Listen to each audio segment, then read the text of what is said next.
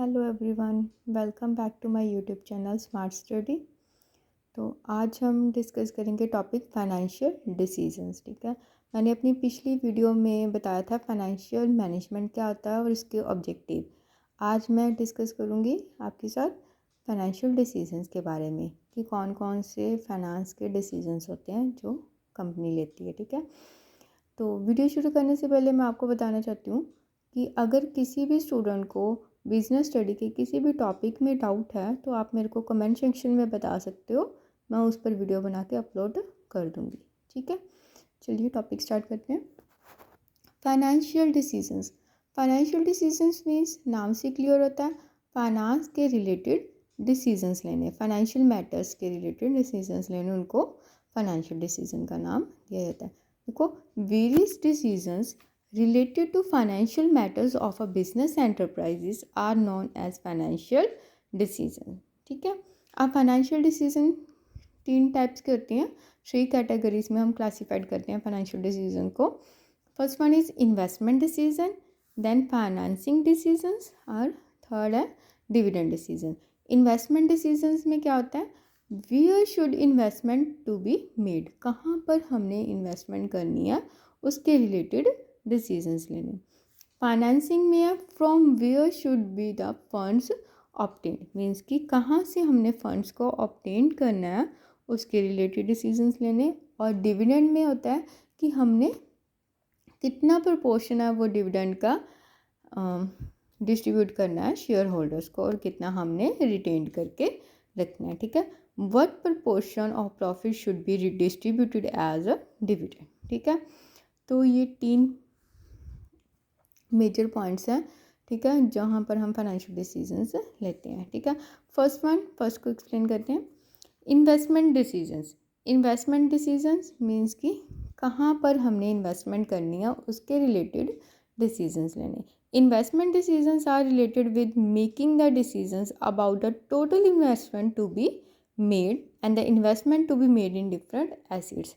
कहाँ कहाँ पर हमने इन्वेस्टमेंट करनी है उसके रिलेटेड हमने डिसीजंस लेने कि हमने फिक्स एसेट्स परचेज़ करनी है, कोई प्लांट एंड मशीनरी परचेज़ करना है, कोई न्यू इक्विपमेंट परचेज़ करना है। ठीक है, तो उसके रिलेटेड डिसीजंस लेने।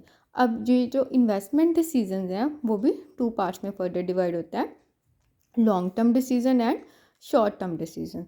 लॉन्ग टर्म डिसीजंस में क्या करते हैं, जैसे कैपिटल बजटिंग, मीन्स कि कहाँ से हमने पैसा कहाँ पर हमने पैसा इन्वेस्ट करना है, जैसे प्लांट खरीदना है हमने कोई। ठीक है, ताकि हमें लॉन्ग टर्म में वो बेनिफिट दे सके। ठीक है, it is also called capital budgeting decision. Investment decision को हम कैपिटल बजटिंग डिसीजंस भी कहते हैं अगर हमने लॉन्ग टर्म के लिए कोई डिसीजंस लेने हैं। देखो, लॉन्ग टर्म डिसीजंस में क्या होगा, इन्वेस्टमेंट इन फिक्स एसेट्स और projects that give benefit over many years, means कि उसमें इन्वेस्टमेंट करनी, उन फिक्स एसेट्स में इन्वेस्टमेंट करनी जो हमें बेनिफिट देंगे काफ़ी सालों तक। ठीक है, एग्जांपल के तौर पर देखो, न्यू प्लांट और मशीनरी परचेज़ करना, कोई न्यू प्लांट या मशीनरी परचेज़ करना, वहाँ पर इन्वेस्टमेंट करनी है हमने।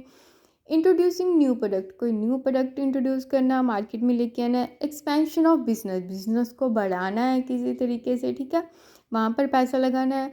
Mergers and acquisitions. अब मर्जर्स एंड एक्विजिशंस क्या होता है, मर्जर्स मीन्स कि कोई 2 कंपनीज हैं वो आपस में मिल के काम करती हैं। ठीक है, जैसे एग्जांपल बताऊँ, वोडाफोन और आइडिया, अब VI हो गया। ठीक है, उसको मर्जर्स का नाम दिया जाता है।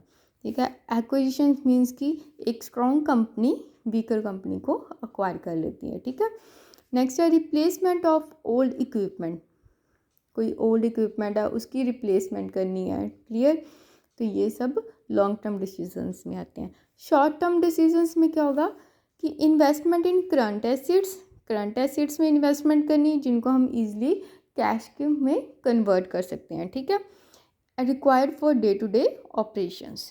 ठीक है, जो हमें डेली ऑपरेशंस करने में काम आती हैं उनमें इन्वेस्टमेंट करनी। एग्जाम्पल के तौर पर inventory levels, cash management, credit policy to customers, managing receivables and pebbles.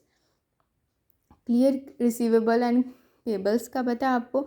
Receivable means कि हमने जैसे क्रेडिट पर सेल कर दिया है बट हमें पैसा अभी मिला नहीं, वो फ्यूचर में जाके मिलेगा।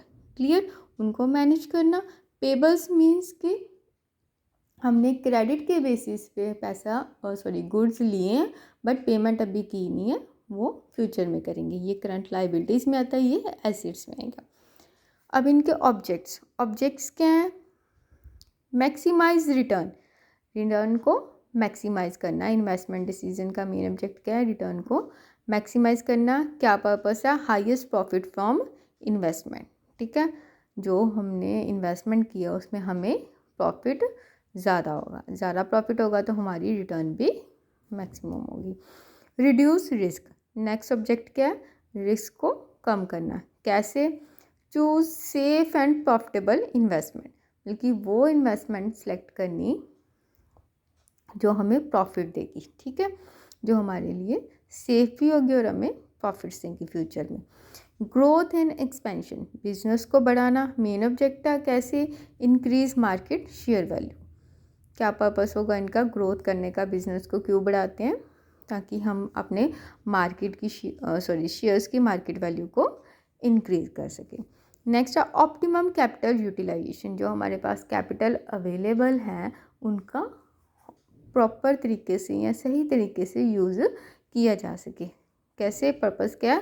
Prevent wastage of funds, means कि फंड्स की वेस्टेज को बचाना। ठीक है, ये है हमारी इन्वेस्टमेंट डिसीजंस, मीन्स कि कहाँ पर हमने पैसा लगाना है।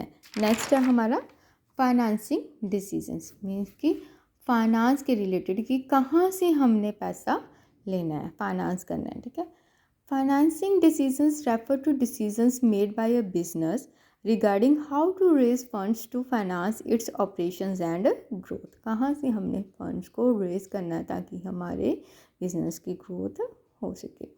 These decisions focus on choosing the best mix of debt and equity. ये कौन से डिसीजन को फोकस करता है?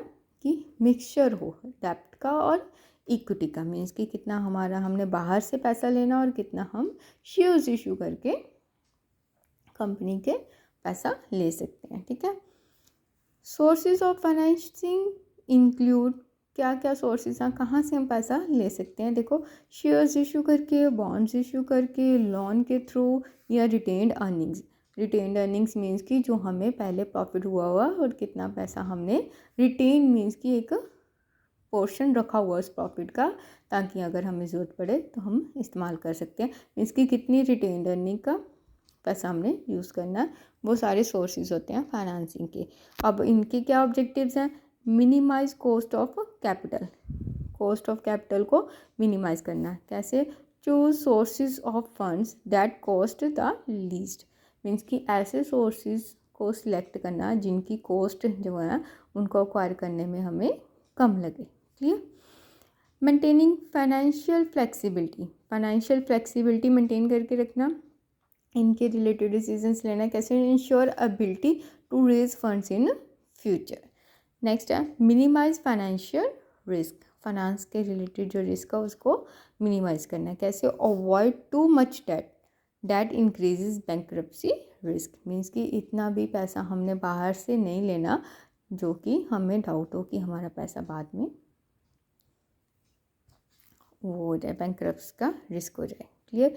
नेक्स्ट है टाइप्स ऑफ फाइनेंसिंग डिसीजंस, क्या क्या टाइप्स हैं फाइनेंशियल डिसीजन के। कैपिटल स्ट्रक्चर के रिलेटेड डिसीजंस, मीन्स कि deciding the proportion of debt और इक्विटी। कैपिटल स्ट्रक्चर के डिसीजंस में क्या आएगा? इसमें डिसाइडिंग द प्रोपोर्शन कि कितना हमने डेट लेना और कितना हमने इक्विटी की फॉर्म में पैसा लेना है। देखो, डेट में क्या आएगा? बैंक लोन लेना या डिबेंचर्स इशू कर देना। क्लियर? इनको इंटरेस्ट पे करना पड़ता है हमें। इक्विटी के में क्या होगा कि इक्विटी शेयर्स इशू करने, इनको हम डिविडेंड देते हैं। और हाइब्रिड में कि प्रेफरेंस शेयर्स इशू करने। ठीक है, इनको कुछ प्रेफरेंसेस होती हैं डिविडेंड के फॉर्म में भी और कैपिटल के फॉर्म में भी, कि जब कंपनी वाइंड अप हो जाती है तो इनको पहले पैसा मिलता है इक्विटी के कंपैरिजन। नेक्स्ट है डिविडेंड डिसीजंस। डिविडेंड डिसीजंस क्या होंगे? ये फाइनेंसिंग के ये फर्दर टाइप्स कि डिसाइड करना how much profit to distribute to the share holders, means कि जो हमें प्रॉफिट होगा उसके कितना रेशो हमने शेयर होल्डर्स को एज ए डिविडेंड के रूप में डिस्ट्रीब्यूट करना है, और हाउ मच टू रिटेन, और कितना हमने एज ए रिटेन अर्निंग रखना है। क्लियर। और नेक्स्ट है working capital financing decisions. Working capital क्या है? Deciding how to finance day to day operations. इसके बारे में डिसीजंस लेना कि डे टू डे जो ऑपरेशंस हैं उनको कैसे फाइनेंस करना है। क्लियर। लास्ट पॉइंट है dividend decision. Third point dividend decisions लेना। ये तो कितनी बार आ चुका है, सेम ही है कि these are related to distributing profits to share holders और retain them for business growth. Means कि इसमें हम क्या डिस्कस करते हैं, डिविडेंड डिसीजंस में क्या डिसीजंस लेते हैं कि कितना प्रॉफिट हमने शेयर होल्डर्स को डिविडेंड के फॉर्म में डिस्ट्रीब्यूट करना हो और कितना हमने रिटेन करके रखना है फॉर बिजनेस की ग्रोथ के लिए। ठीक है। की कंसिडरेशंस क्या हैं? देखो सेम है, how much profit should be paid as a dividend. इसमें क्या हम डिसाइड करते हैं कि कितना हमने प्रॉफिट पे करना है एज ए डिविडेंड, डिविडेंड के फॉर्म में। How much should be retained for री इन्वेस्टमेंट, मतलब कि कितना पैसा हमने रिटेन्ड करके रखना है प्रॉफिट का फॉर री इन्वेस्टमेंट, ताकि हम आगे फ्यूचर में इसको इन्वेस्ट कर सके दोबारा। थर्ड है companies growth plan and share holders expectations. ठीक है, कि कितना क्या शेयर होल्डर्स एक्सपेक्ट करते हैं, वो सारे डिसीजन डिविडेंड डिसीजंस में आते हैं और वे प्रॉफिट के रिलेटेड होता है। क्लियर। क्लियर हुआ आज का टॉपिक कि फाइनेंशियल डिसीजंस में 3 टाइप्स ऑफ डिसीजंस हम डिस्कस करते हैं, investment decision, financing decisions and dividend के रिलेटेड डिसीजंस। कंपनी ये सारे डिसीजंस लेती है फॉर बिजनेस ग्रोथ के लिए। क्लियर। Thank you.